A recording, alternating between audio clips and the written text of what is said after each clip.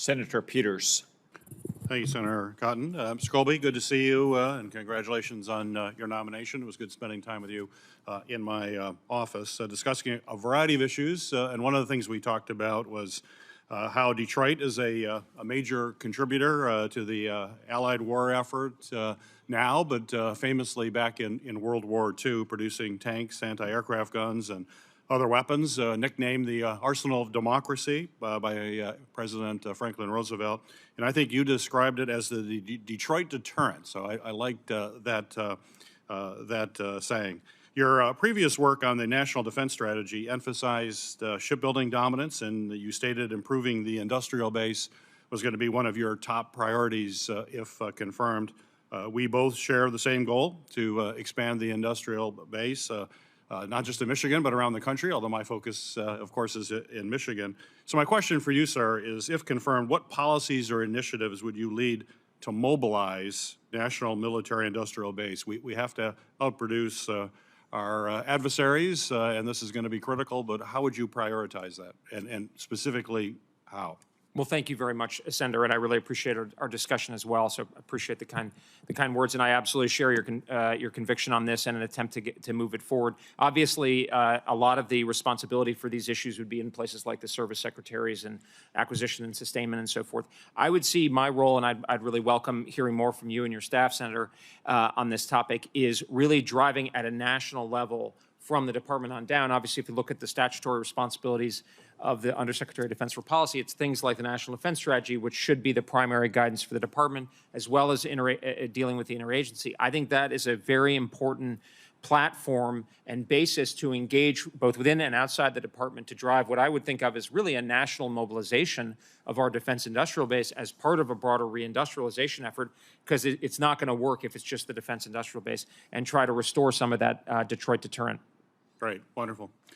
Mr. Colby, there are proposals for a space-based Iron Dome for America, and that has gained certainly traction in some political circles.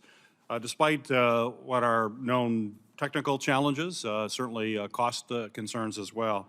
As you know, Northcom and Southcom both face some real operational challenges now, including domain awareness gaps, critical infrastructure protection, a whole host of challenges. So my question for you is, how do you evaluate the feasibility of such an Iron Dome concept for defending the entire U.S. homeland, given the competing operational challenges that both Northcom and Southcom currently face?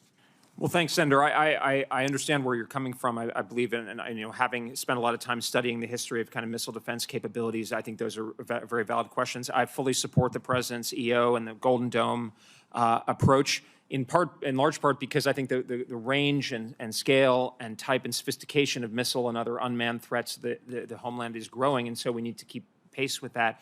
I do think one of the reasons, again, where sort of, you know, the Keynes line, facts change, so, you know, my recommendations change, is I think some of the technology breakthroughs that we've seen in things like drones and unmanned systems, as well as in artificial intelligence, you know, and related fields, could really drive down the cost curve and offer up technology capabilities or technology solutions and results that would give us a much better bang for our buck, if you will. Now, a lot of that would be in places like R&E and other places, but I think that's a very reasonable, you know, basis to move forward and not just kind of pie in the sky thinking.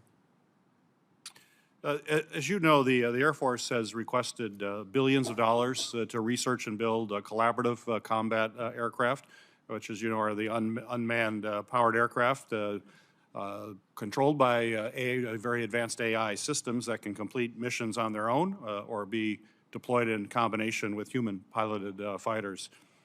These autonomous aircraft are probably particularly crucial when we think about the Indo-Pacific and the vast range that encompasses.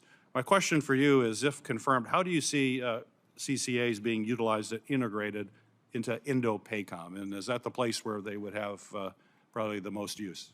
Well, thanks, Senator. I mean, unfortunately, my knowledge of this is really from reading the defense press and on the outside, so I don't feel I have the basis to give you a really informed answer, but I would say that I think we do need to see unmanned systems operating alongside manned systems in an integrated fashion with other unmanned systems as part of the operational concepts for the future, especially in places like the Pacific, given not only the long ranges, but the scale and density and sophistication of Chinese integrated air defenses.